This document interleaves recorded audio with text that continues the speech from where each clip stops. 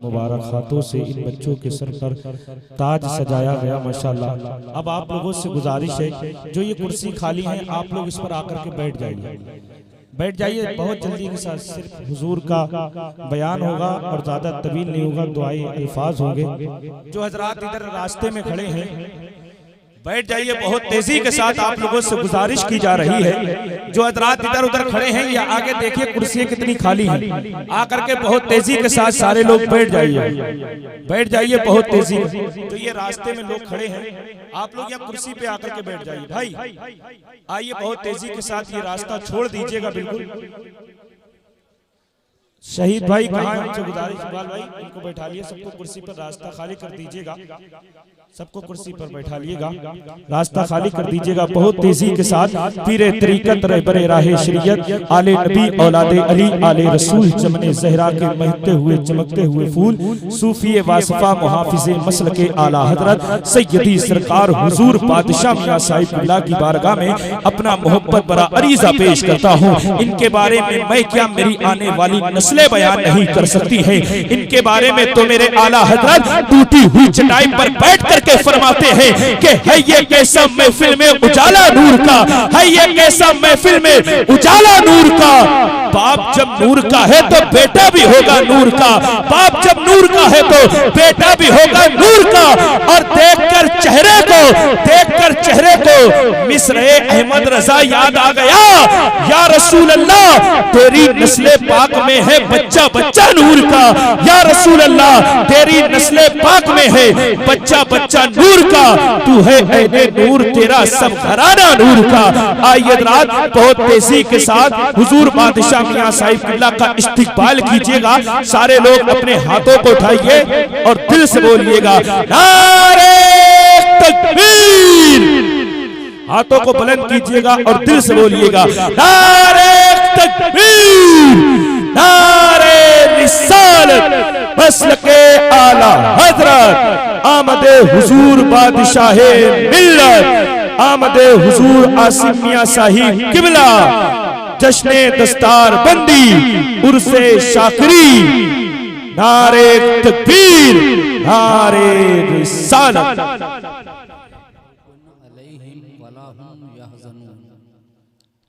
सीधा सीधा मफ़हूम रब्बे कदीर कुरान करीम में फरमाता है, अला खबरदार, औलिया अल्लाह को न कोई खतरा है और न कोई डर या मलाल।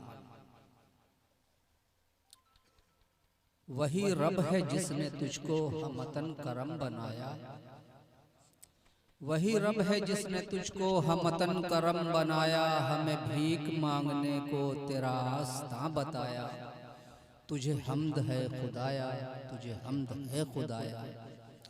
अरे ऐ खुदा के बंदो, अरे ऐ खुदा के बंदो, कोई मेरे दिल को ढूंढो, अभी पास था मेरे तो अभी क्या हुआ खुदाया। न कोई गया न आया, न कोई गया न आया। और हमें ऐ रज़ा, हमें ऐ रज़ा तेरे दिल का पता चला बमुश्किल, हमें ऐ रज़ा तेरे दिल का पता चला बमुश्किल। दरे रोज़े के मकाबिल वो हमें नजर तो आया, ये न पूछ कैसा पाया, ये न पूछ कैसा पाया। हज़रत आसी गाज़ीपुरी अलैहि रहमा फरमाते हैं, आज फूले न समाएंगे कफन में आसी, आज फूले न समाएंगे कफन में आसी। शबे गोर है उस गुल से मुलाकात की रात। गुल से मुराद अल्लाह के रसूल सल्लल्लाहु अलैहि वसल्लम है। यहाँ पर ये उर्स की महफिल है। ये फकीरी ऐसे ही नहीं मिलती, ऐसे ही आम नहीं मिल जाती कि बस चलते फिरते फकीरी मिल गई, फकीर बन गए। इसके लिए बहुत अपने आप को मार देना पड़ता है। जब जिसने जितना मार दिया उतना ही उसके दर्जात बुलंद हो गए। हिंदी में कहते हैं अपनी इंद्रियों को मार देना, अपने नफ्स को मार देना। जिसने जितना मारा उतना ही वो बुलंद हो गया। और तब जब बुलंद हुआ तब फिर मौत भी उसकी खुशी का जरिया बन जाती, वो खुशी का इजहार करता है, जिसको आसी गाजीपुरी अलैहिर्रहमान ने इस तरीके से बयान किया कि आज फूले न समाएंगे कफन में आसी, शबे गोर है उस गुल से मुलाकात की रात। अरे बस आज तो उन्होंने कब्र में जो अंधेरा होता है उस अंधेरे को रात से तशबीह दी है कि वो रात है और उस रात में तो अल्लाह के महबूब की उस गुल से मुलाकात होगी हमारी, इसलिए हम कफन में फूले नहीं समा रहे हैं। ये है फकीरी। आला हजरत फरमा रहे हैं कि अरे खुदा के बंदों, कोई मेरे दिल को ढूंढो, अभी पास था मेरे तो अभी क्या हुआ खुदाया। आला हजरत सरकार करीम अलैहिस्सलातु तस्लीम की बारगाह में मदीने पाक हाजिर हैं तो दिल गायब है। दिल तो उधर लगा हुआ है, आशिक का दिल माशूक की तरफ हुआ करता है, उसका दिल इधर उधर भटकता ही नहीं है, अपने माशूक की तरफ ही उसका दिल लगा रहता है। इस जब वो इश्क पैदा करेंगे तब फकीर बन जाएंगे, तभी फकीरी मिलेगी, विलायत मिलेगी। आला हजरत को तभी विलायत मिली। इल्म आला हजरत जो डंका बजा वो उनके इल्म की बुनियाद पर बजा, लेकिन जो उनको विलायत मिली वो उनके इश्क की बुनियाद पर मिली। तो ये आसान काम नहीं है। सरकार गौसे पाक रज़ी अल्लाह अन्हु की बारगाह में एक औरत आई और उसने अर्ज किया, सरकार ये बच्चा मैं लाई हूँ, अपना 9 साल का हो गया है सरकार, ये पेट में ही था, इसका बाप दुनिया से चला गया और मैं बहुत गरीब हूँ, बहुत मुश्किलें उठा करके, परेशानियां उठा करके इसको पाला परवरिश किया है। सरकार आपकी खिदमत में लाई हूँ कि इसको आप अपने पास रख लीजिए और इसको भी कुछ अता फरमा दीजिए। आला हज़रत फरमाते हैं ठीक है छोड़ दो। छोड़ दिया, चली गई। माँ की मोहब्बत 3-4 महीने के बाद में फिर वो हाजिर हुई कि चलो बेटे को देख ले। गौसे पाक की बारगाह में हाजिर हुई खानकाह में और पूछा कि मेरा बेटा कहाँ है। जो और लोग थे कहा कि वो उस हुजरे में है, वहाँ जा करके मिल लो। जब वो गई तो देखा पानी का प्याला रखा हुआ था, सूखी रोटी रखी हुई थी। बेटा पानी में सूखी रोटी डालता था और जब वो कुछ नरम हो जाती थी उठा के खा लेता था। जब लाई थी तो वो तंदुरुस्त था। अब जब वहाँ देखा तो वो सिर्फ हड्डी पर खाल चढ़ी हुई थी, कमजोर दुबला पतला हो गया। बाहर निकली, पूछा सरकार कहाँ है, गौसे पाक कहाँ है। फरमाया किसी ने बताया कि सरकार गौसे पाक अपने हुजरे मुबारक में है। वो गई सरकार गौसुल आजम रज़ियल्लाहु अन्हु के हुजरे मुबारक पर और झांका तो देखा सरकार गौसे पाक मुर्गा खा रहे थे। जब देखा मुर्गा खाते हुए तो रो पड़ी। गौसे पाक की नजर उसकी तरफ गई। फरमाया रो क्यों रही, इधर आ। बुलाया, कहा क्यों रो रही है। कहा हुजूर मैंने बताया था कि मैं बहुत गरीब औरत हूँ, बहुत गरीब हूँ और मैं अपना बेटा जो लाई थी उस बेटे का बाप वो दुनिया में आया भी नहीं था, पैदा भी नहीं हुआ था, उससे पहले दुनिया से चला गया और मैं लाई थी सरकार बड़े अरमानों से आपके पास। आज मैंने देखा तंदुरुस्त बच्चा था, आज मैंने देखा सूखी रोटी पानी में डुबो डुबो के खा रहा है, वो नरम हो जाती है तो खा लेता है और खाल बस चढ़ी है हड्डियों पर, गोश्त तो गायब हो गया, दुबला कमजोर हो गया और सरकार आप मुर्गा खा रहे हैं। फरमाया बैठ जाओ। बैठ गई। जब आप खा चुके खादिम से फरमाया हड्डियों को इकट्ठा कर दो। इकट्ठा किया। आपने उस पर बिस्मिल्लाहिर्रहमानिर्रहीम कुम बेइज़्निल्लाह कह करके अपना दस्ते अनवर हाथ मुबारक रखा। मुर्गा तैयार हुआ, बना, बोल करके उड़ता हुआ चला गया। फरमाया जब इस मर्तबे पर पहुंच जाएगा तब वो भी मुर्गा खाएगा। जब इस मर्तबे पर पहुंच जाएगा तेरा बेटा कि मुर्गा भी खाए देखने वालों की निगाहों में और मुर्गा उड़ के चला भी जाए, जब इस मर्तबे पर पहुंचेगा तो वो भी मुर्गा खाएगा। फकीरी आसान नहीं है।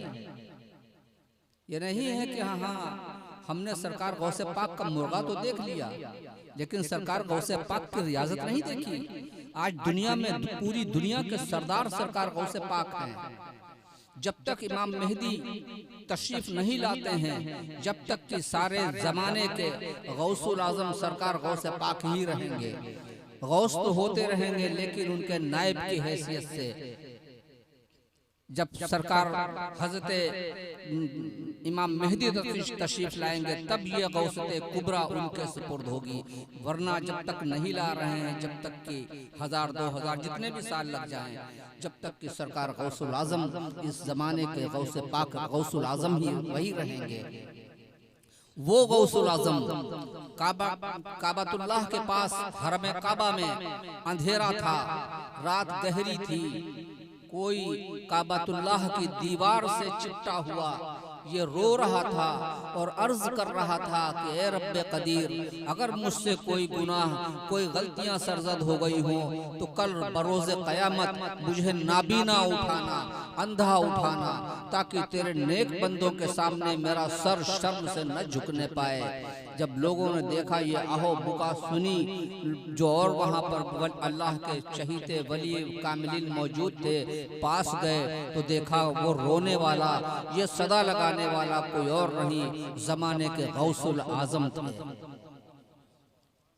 डर का खौफ का ये आलम था, तब गौसुल आजम बने।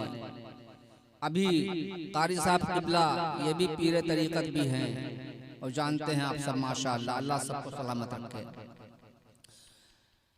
सरकार इमाम आली मकाम का जिक्र कर रहे थे, वही काबातुल्लाह है, काबा शरीफ है। अंधेरी रात है, सन्नाटा है, कुछ चंद लोग हजरत ख्वाजा हसन बसरी रज़ी अल्लाह अन्हु जो मौलाए कायनात के खलीफा हैं, इमाम हुसैन रज़ी अल्लाह अन्हु की पीर भाई हैं, मौलाए कायनात के खलीफा हज़रत सैयदना ख्वाजा हसन बसरी रज़ी अल्लाह अन्हु फरमाते हैं कि मैं काबा शरीफ के पास मौजूद था। काबे की दीवार, काबे की छत पर कोई थोड़ी थोड़ी देर के बाद में इस अंदाज में गिरियोजारी करता था, आहो बुका करता था, कुछ गिड़गड़ाता था और ऐसे इस अंदाज में रोता था कि मेरा कलेजा फटने लगा। उसकी उस सदा को सुनकर, उसके रोने की सदा को सुनकर, उसके कहने के अंदाज को सुनकर मेरा सीना फटने लगा। मुझे बर्दाश्त नहीं हुआ, मैं वहां से चल दिया, बहुत दूर निकल गया। फिर सोचा कि आखिर है कौन, आखिर कौन है जो अपने रब की बारगाह में ऐसे गिड़गड़ा गिड़गड़ा कर रो रहा है कि मेरी छाती फटी जा रही है, मैं बर्दाश्त नहीं कर पा रहा हूँ। ये सोचकर मैंने दिल को मजबूत किया और वापस आया। जब वापस आया तो मैं खड़ा हो गया। काबे की दीवार से सीढ़ी लगी हुई थी, जब रात जा रही थी कुछ उजाला हुआ तो देखा कोई उतर रहा है, एक साया सा नजर आया।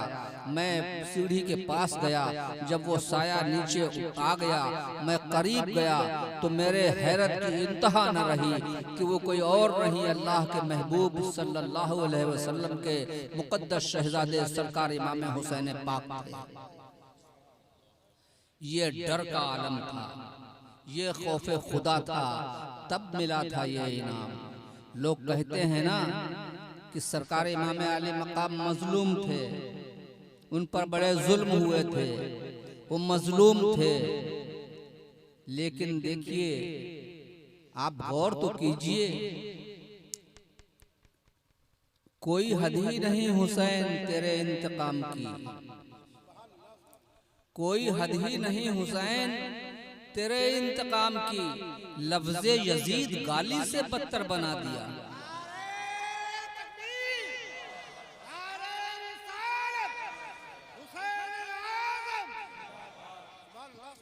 आज कोई भी हो, यजीद का नाम सुनते ही नफरत उसके दिल में आती है।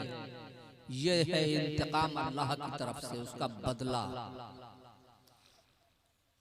ये अल्लाह की तरफ से बदला है कि आज हर कसो नाकस यजीद का नाम सुनते ही उसके दिल में एक हुक सी उठती है, नफरत का इजहार उसके, भले ही जबान से न कहे लेकिन दिल में उसके नफरत पैदा होती है। ये हैं अल्लाह वाले जिनको अल्लाह ने ऐसा नवाजा। सरकार गरीब नवाज हूँ, जिन साहब का उर्स है, हुजूर शाकिर मियां साहब अलैहि रहमत व रिजवान, या कोई भी अल्लाह का वली, इन लोगों ने बहुत सोबतें उठाई हैं। आज हम पहन करके बहुत ज़र्क बर्क कपड़े, बड़ा शानदार जुब्बा पहनकर हम ये कहें कि हम खानकाह वाले हैं, हम तो बुजुर्गों वाले हैं, हम बड़े पहुँचे हुए हैं, मैं तो नहीं समझता कि पहुँचे हुए हैं। अगर कोई ये कहे कि सरकार गरीब नवाज के पीरो मुर्शिद सरकार ख्वाजा उस्मान हारूनी रज़ी अल्लाह अन्हु जब कहीं महफिल में बैठते थे तो उनका जुब्बा मुबारक सोने के तारों से कड़ा होता था। अरे मैं तो चिश्ती हूँ, मेरे बराबर का चिश्ती राजस्थान को छोड़कर शायद कहीं हिंदुस्तान में हो तो हो। बेहमदिल्लाह, अल्लाह का बड़ा करम है। मेरे जद्दे अमजद जो हिंदुस्तान तशरीफ लाए थे 21 पीढ़ियों पहले, 802 साल हुए उनके विसाल को। वो सरकार कुतुबुल अक़ताब ख्वाजा बख्तियार काकी रहमतुल्लाह अलैह के मुरीदो खलीफा हैं, और सरकार कुतुबुल अक़ताब सरकार गरीब नवाज के मुरीदो खलीफा हैं। बहरहाल, तो सरकार हारूनी रज़ी अल्लाह अन्हु के लिए, सरकार गरीब नवाज के पीर के लिए कोई ये कहे कि मैं तो उनकी सुन्नत अदा कर रहा हूँ, तो फिर ये तो बताओ, ऊपर से तो देख लिया जुब्बा कि सोने के तारों से कड़ा है, लेकिन अंदर क्या था उसके? टाट, अंदर टाट होता था ताकि जिस्म में गड़ता रहे, जिस्म को सुकून न मिलने पाए। सुकून मिल जाएगा तो दिल गाफिल हो जाएगा, दिल गाफिल हो जाएगा। ये है फकीरी, अपने आप को मिटा देना, ये है फकीरी। जब तक कि हम नहीं थे, हम अहंकार हमारे अंदर का हम नहीं थे, जब तक कि हम ही हम थे। जब से हम हैं, हम कहीं नहीं, और जब हम न रहेंगे तो हम ही हम हो जाएंगे इंशाअल्लाह। हमारी माँ बहनें बेटियां भी यहाँ बैठी हुई हैं, वो भी एक पैगाम सुन लें। आप सब समझदार हैं, मैं इशारा करके अपनी बात खत्म कर दूंगा। हर घर में कोई न कोई आपस में कभी न कभी शौहर बीवी के दरमियान कोई हो जाता है। एक बार मौलाए कायनात की किसी बात पर अल्लाह के महबूब सल्लल्लाहु अलैहि वसल्लम के शहजादी सैयदा फातिमा ज़हरा रज़ी अल्लाह अन्हा कुछ रंजीदा हो गई। जब रंजीदा हुई तो आपने मौलाए कायनात से फरमाया कि मैं अपने बाबा के घर जा रही हूँ। ये कह करके चली गई। अच्छा, एक बात याद रखिएगा, अल्लाह के रसूल सल्लल्लाहु अलैहि वसल्लम ने, आप उलमा इकराम से पूछिएगा, सरकार ने एक बार फरमाया था, अल्लाह के महबूब ने फरमाया था कि मैं जितना आगे देखता हूँ उतना ही पीछे देखता हूँ। इस बात को ध्यान रखिएगा कि सरकार ने फरमाया मैं जितना आगे देखता हूँ उतना ही पीछे देखता हूँ। सैयदा पाक बाबा के दरवाजे पर पैगंबर आजम सल्लल्लाहु अलैहि वसल्लम के दरवाजे पर पहुंची, हाजिर हुई, दस्तक दी। अंदर से अल्लाह के रसूल अलैहि सलाम ने फरमाया कौन? बाहर से अर्ज किया फातिमा। सरकार फरमाते हैं कौन फातिमा? अर्ज करती हैं हुसैन, हसन की माँ। सरकार अंदर से फरमा रहे हैं कौन हसन? बाहर से अर्ज कर रही हैं हुसैन की माँ। अल्लाह के महबूब फरमा रहे हैं कौन हुसैन? सैयदा समझ गई कि बाबा जितना आगे देखते हैं उतना ही पीछे देखते हैं। दरवाजा बंद है, इसके ये मतलब नहीं है कि बाबा देख नहीं रहे हैं। खामोश हो गई, वापिस हुई कि मैं अकेले आई हूँ। उधर मौलाए कायनात ने सोचा कि फातिमा रंजीदा हो गई है। अल्लाह के महबूब सल्लल्लाहु अलैहि वसल्लम की बड़ी चहीती है। अल्लाह के महबूब ने फरमाया जिसने फातिमा को ईज़ा दी उसने मुझे दी, चलो फातिमा को मना ले। ऐसा न हो कि अल्लाह के रसूल के दिल मुबारक को ठेस पहुंच जाए। मौलाए कायनात इधर से अपने हुज्रे मुबारक से चले, सैयदा पाक इधर से चली, दोनों बीच में मिले और फिर वापस गए। कुन दस्तक दी, अंदर से अल्लाह के महबूब ने फरमाया कौन? अर्ज किया फातिमा। फरमाया साथ में कौन है। अब सरकार फरमा रहे हैं साथ में कौन है, पहले नहीं फरमाया था। पहले फरमाते रहे कौन हसन, कौन हुसैन, कौन फातिमा, अब फरमा रहे हैं साथ में कौन है। अर्ज करती हैं बाहर से आपके दामाद अली, फरमाया अंदर आ जाओ। जबकि मोहब्बत का ये आलम था कि बेटी जब जाती थी अल्लाह के महबूब की बारगाह में तो सरकार करीम सल्लल्लाहु अलैहि वसल्लम उठ के खड़े हो जाया करते थे, बेटी के हाथों को बोसा दिया करते थे, इतनी मोहब्बत फरमाते थे। आज मेरे पास 50 सैकड़ों लोग रोज आते हैं, जिसमें कम से कम 40% यही होते हैं आपसी झगड़े। मेरी आप लोगों से गुजारिश है जिनकी बेटियां शादीशुदा हैं, अपने बेटियों के घरों को उजाड़िए, अपनी बेटियों के घरों को मत उजाड़िए। जरा जरा सी बात के ऊपर तनाज़े मत पैदा कीजिए। दोनों बेटी को समझाइए, दामाद को बुलाइए, वो भी मिसल बेटा है, दामाद को बुलाइए, समझाइए कि आइंदा ये हरकत न हो। जाओ और बेटी से कहिए जाओ तुम साथ में खुशी खुशी रहो, दुआएं दीजिए। माँ बाप अगर दिल से दुआ दे दें तो वो दुआ जरूर कबूल होती है। और मैं एक साथ में एक चीज आप लोगों से मांगना चाहता हूँ, दीजिएगा? बोलिए।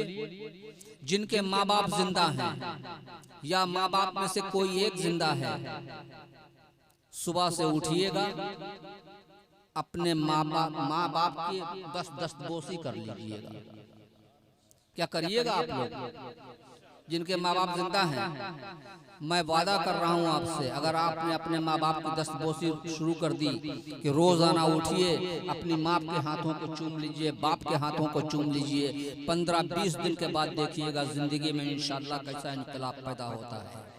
और दूसरी बात साथ में एक जो मुझे तकलीफ होती है कि आप मिसाल के तौर पर आपकी माँ ने कहा, आपके बाप ने कहा कि बेटा जरा 50 रुपए देना, आपने जेब से रुपए निकाले और ऐसे बढ़ा दिए। आपकी माँ ने, आपके बाप ने आपके आगे ऐसे हाथ कर दिया, आपने ऊपर रख दिए। जरा सोच के देखिए कितने शर्म की बात है कि आपकी माँ का हाथ आपके आगे फैला हुआ है, आपके बाप का हाथ आपके आगे फैला है।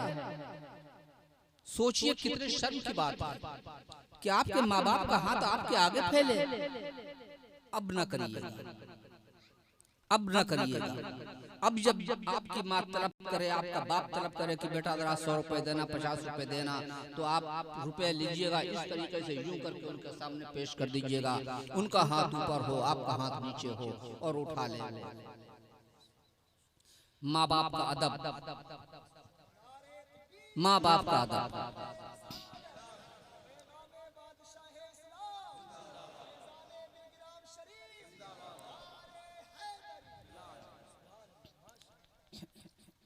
अगर माँ बाप दुनिया से राजी गए, मैं अलालेलान इस बात को कहता हूँ कि जिसको माँ बाप दुनिया में मिल जाएं और जन्नत का परमिट न ले ले, उस औलाद पर धिक्कार है। अपने माँ बाप को राजी रखिए, आपकी बीवी के जो हकूक हैं वो उनको पूरे कीजिए, बच्चों को पढ़ाइए। आज हमारे कारी वसीम साहब, अल्लाह इनको सलामत रखे, इन्होंने बड़ी मेहनत से इन बच्चों को तैयार किया है। मदरसे का ताउन कीजिए, जो भी हो सके। ये ना सोचिए कि हम 1000 रुपए कहाँ से लाएं। आप 1 रुपया कर सकते हैं, 1 रुपए से ताउन कर दीजिए।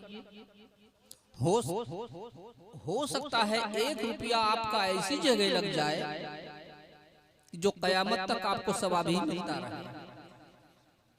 ये बच्चे जिन जिन लोगों के पैसों से तैयार हुए हैं ना, ये हाफिज कुरान पाक बने हैं ना, इनके बाद ये जिसको पढ़ा देंगे, फिर वो जिसको पढ़ाएंगे, उन सबका सवाब उन सबको मिलता चला जाएगा। और तलबा मदारिस के इमाम गजाली रहमतुल्लाह अलैह अपनी किताब कीमियाए सियादत में फरमाते हैं, उनकी किताब में कीमियाए सियादत में मैंने देखा कि मदारिस के तलबा जो तालिब इल्म हैं, अब तो ये फारिग हो गए, जो तालिब इल्म हैं, जब किसी कब्रिस्तान से निकल जाते हैं, अल्लाह ताला 40 दिन के लिए कब्रिस्तान से अजाब हटा दिया करता है। अल्लाह के महबूब अलैहिस्सलाम से किसी ने पूछा सरकार इस्लाम क्या है? आपने फरमाया लोगों पर रहम करना और भूखों को खाना खिलाना। दुनिया का कोई भी इंसान हो, इसमें धर्म बिरादरी जात कुछ नहीं देखी जाएगी। कोई भी भूखा हो आप अगर तो वो आप उसको खाना खिला दीजिए, क्योंकि अल्लाह रब्बुल आलमीन है, रब्बुल मोमिनीन नहीं। वो रब्बुल आलमीन है, उसका महबूब रहमतुल लिल आलमीन है। इस बात को ध्यान में रखिएगा। कोई भूखा मिल जाए उसको खाना खिला दीजिए, और कोई परेशान हाल मिल जाए कुछ न सही तो मीठे बोल बोल करके उसकी तसल्ली कर दीजिए। अल्लाह के महबूब अलैहिस्सलाम से किसी सहाबी ने अर्ज किया सरकार मोमिन की पहचान क्या है? आपने ये नहीं फरमाया कि 24 घंटे मस्जिद में रहता हो, 24 घंटे कुरान पाक पढ़ता रहता हो। आपने फरमाया जिसका इखलाक अच्छा हो, जिसका इखलाक अच्छा हो, व्यवहार अच्छा हो। तो आज से ये वादा, आज से ये तहैया करके उठिए कि हम अपने इखलाक को बुलंद करेंगे। और जब आप किसी से प्यार से मिलेंगे ना, तो कोई भी हो आपसे वो भी प्यार से ही मिलेगा।